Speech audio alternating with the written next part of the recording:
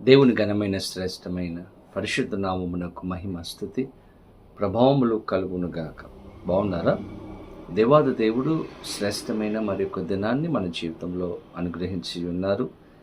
దేవాది దేవుడు ఇచ్చినటువంటి ఈ యొక్క దినములో ఉదయం లేవగానే ఎంతమంది దేవునితో సమయాన్ని గడిపారు? ప్రార్థన చేసుకున్నారా? వాక్యం చదివారా? ప్రతి దినము కూడా దేవునితో సమయాన్ని గడపండి. ఈరోజు దేవాది దేవుడు సిద్ధపరిచిన శ్రేష్టమైన అమూల్యమైన వాగ్దానమును ప్రార్థన పూర్వకముగా పొందుకుందాం. తలలు వంచండి, ప్రార్థన. పరిశుద్ధుడా, నీకు వేలాది వందనాలు. యేసయ్య, ఉదయకాల సమయంలో మీ సన్నిధికి మేము వచ్చి ఉన్నాము. ఈరోజు మాతో మీరు మాట్లాడి దర్శించి నీ కృపలో భద్రపరచమని యేసు నామమున అడిగి వేడుకొనుచూ ఉన్నాము మా పరమ తండ్రి, ఆమేన్. ఈ దినం దేవుని వాగ్దానమును చదువుకుందాం. బైబిల్ గ్రంథాలు తెరవండి. ఇర్మియా గ్రంథము 31వ అధ్యాయము 13వ వచనమును చదువుకుందాం. వారి దుఃఖమునకు ప్రతిగా సంతోషమిచ్చి వారిని ఆదరించదను, విచారము కొట్టివేసి నేను వారికి ఆనందము కలుగచేతును. దేవుని స్తోత్రం కలుగును కాక. దేవాది దేవుడు ఇస్తున్నటువంటి శ్రేష్టమైనటువంటి వాగ్దానము, చెరలో, కష్టములో, శ్రమలో ఉన్నటువంటి ప్రజలకు ఇస్తున్నటువంటి మాట, వాగ్దానము. దేవుని బిడ్డలారా, వారి యొక్క దుఃఖమును తొలగించి, కష్టాన్ని తొలగించి ఆదరిస్తాను, అంత మాత్రమే కాదు ఆనందమును అనుగ్రహిస్తానని దేవాది దేవుడు తెలియజేస్తూ ఉన్నాడు. దుఃఖాన్ని తొలగించే దేవుడు, కన్నీటిని తుడిచే దేవుడు, కష్టంలో ఆదుకునే దేవుడు, ఆదరించే దేవుడుగా ఆయన ఉంచి ఉన్నాడు. ఈ లోకంలో ఉన్నటువంటి మనుషులు మనం గమనిస్తే మనలను అనేకమైనటువంటి మాటల ద్వారా బాధ పెట్టవచ్చు, సూటిపోటి మాటల ద్వారా బాధ పెట్టవచ్చు, వాటి క్రియల ద్వారా మనలను బాధ పెట్టవచ్చు.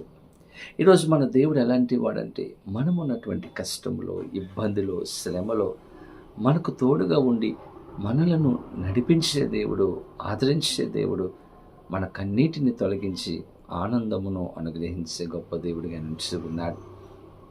చెరలో ఉన్నటువంటి తన ప్రజలకు ఇస్తున్నటువంటి వాగ్దానం, నేను మీకు తోడుగా ఉంటాను, కాపాడుతానని దేవుడు వాగ్దానం ఇస్తున్నాడు. ఈరోజు ఈ వాగ్దానం వింటున్నటువంటి మీ జీవితంలో ఏ కష్టము గుండా మీరు వెళుతూ ఉన్నారు? ఏ గాఢంధకారపు లోయ అనుభవాలు మీ జీవితంలో కలిగి ఉంటూ ఉన్నారు? కన్నీటి అనుభవాల, దుఃఖములో ఉంటున్నారా? కష్టములో ప్రయాణం చేస్తున్నారా? ఈరోజు దేవాది దేవుడు ఇస్తున్నటువంటి వాగ్దానము, మీ యొక్క దుఃఖాన్ని నేను తొలగించి ఆదరిస్తాను. ఎంత శ్రేష్టమైనటువంటి మాట అండి! ఆదరణ, ఆనందమును అనుగ్రహించే దేవుడు. ఇది పొందుకోవాలంటే మనం ఏం చేయాలి? దేవుని దగ్గరకు రావాలి, దేవుని వైపు తిరగాలి.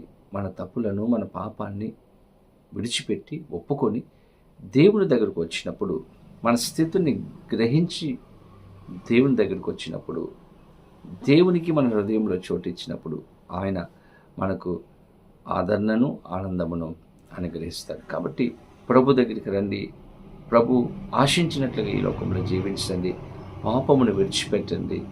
పరిశుద్ధంగా ఈ లోకంలో మనం జీవించినప్పుడు ఖచ్చితంగా దేవుని యొక్క దీవెనలు మనము పొందుకుంటాం. అటువంటి కృపా సహాయములు పరిశుద్ధాత్మ దేవుడు వీడియో చూస్తున్న, వాగ్దానం వింటున్న ప్రతి ఒక్కరికి అనుగ్రహించును గాక. ఆమేన్. ప్రార్థన. పరిశుద్ధుడా, నీకు వేలాది వందనాలు, స్తోత్రాలు. చక్కని వాగ్దానం ఇచ్చారు యేసయ్య. ఈ వాగ్దానమును మన జీవితంలో నెరవేర్చండి. ఆదరణను, ఆనందమును మాకు అనుగ్రహించి నీ కృపలో భద్రపరచమని, దీవించమని యేసు నామమున అడిగి వేడుకొనుచూ ఉన్నాము మా పరమ తండ్రి, ఆమేన్. తండ్రి, కుమార, పరిశుద్ధాత్మ త్రియేక దేవుని యొక్క దీవెన, ఆశీర్వాదము సదాకాలము కలుగునుగాక. ఆమేన్. దేవుడు మిమ్మల్ని దీవించునుగాక. ఆమేన్.